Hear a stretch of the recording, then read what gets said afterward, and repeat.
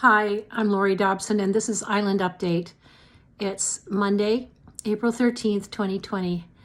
Lights are winking off right now and may not have much power.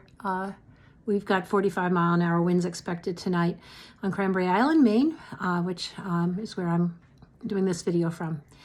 I've been doing these videos for several weeks now to be a sort of a video log to describe the challenges that we're facing trying to keep our island protected and viable and healthy, and just to do our job taking care of it, year-rounders that are here, and also just keeping it a place that's a place that is in good shape later this summer, when we hope that things will normalize or get to the new normal.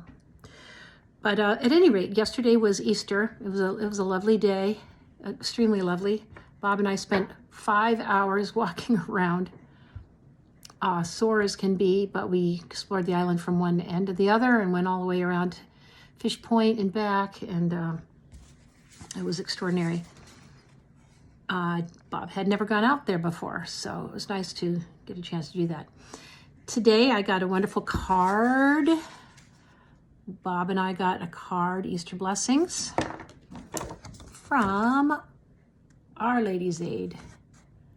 Now, how many people live in a place, much less an island, where they get Easter blessings from the anonymous postmistress, which I just want to thank right now very much for the lovely thought.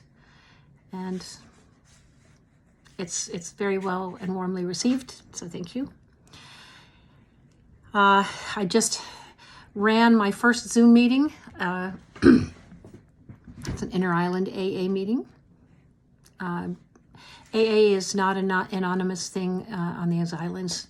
I was told not to ever think that it could be, and I haven't tried to make it such. It's really your choice whether you want to talk about it or not. Meetings are confidential. But to say that, you know, there are meetings all over the place now on Zoom. People can get on board with those. And our meeting is now on Zoom on Monday nights at 7 o'clock every Monday night. And we just had ours, and invited in any newcomers that wish to come into it. So there's a way to do that. If anyone wants to know about that meeting, please let me know. Be happy to. You can contact me on my Facebook page, Laurie Dobson, and Messenger. And let's see, what else? Bob's working at the boatyard. Things are, you know, being very carefully done there. It's considered an essential business, marine business. And everyone's practicing safe practices. I just heard today that they're saying that it's a 12-foot distance, social distance now, instead of 6 foot. Who knows? The information is coming from every which way, and it's hard to tell what it's all about. It's hard to trust the sources that are communicating it. It's hard to understand the right thing to do. And I think we can all just understand that we're all working together to try to figure out the best methods going forward. I don't know where our EMT protocols come from. I assume they're done in conjunction with the Maine CDC and safe practices there.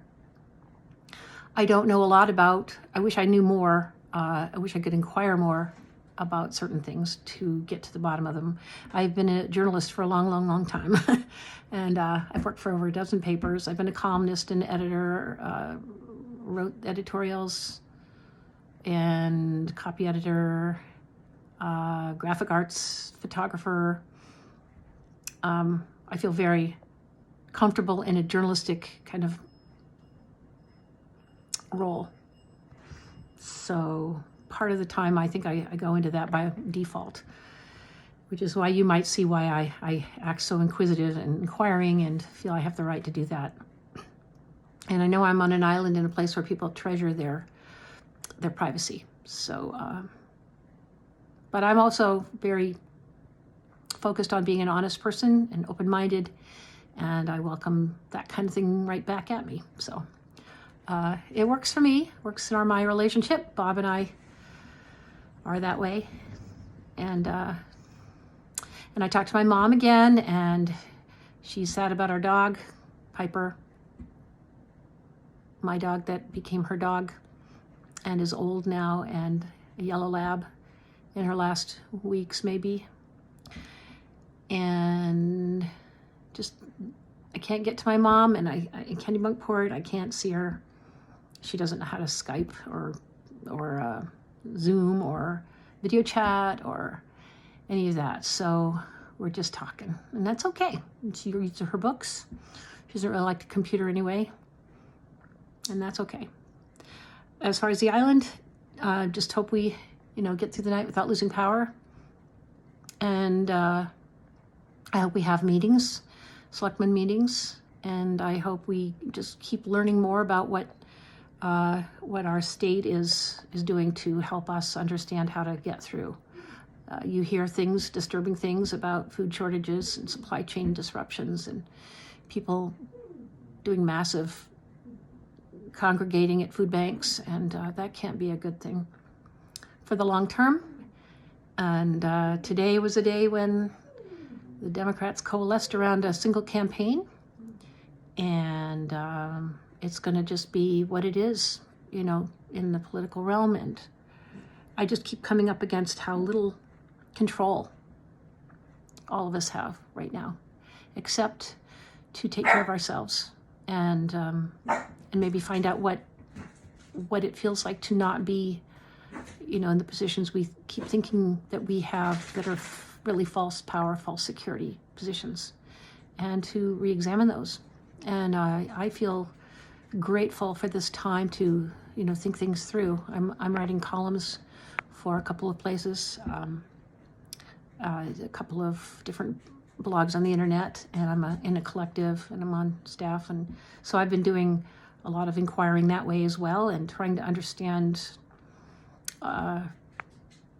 what's what. And I really don't have a lot to go on except what a lot of people are doing, which is just asking the questions. And I think maybe that's our strength, is asking the questions, allowing ourselves to not know, but to be willing to know. And I think if we give each other some room to do that, we'll be a whole lot better off. We don't all have to have the answers. We don't all have to pretend to be entitled to anything right now, except what we're guaranteed commonly, under the Constitution: life, liberty, and the pursuit of happiness. So that's what I'd like to share and hope for all of you to experience. And have a good night, and I'll talk to you tomorrow. Okay.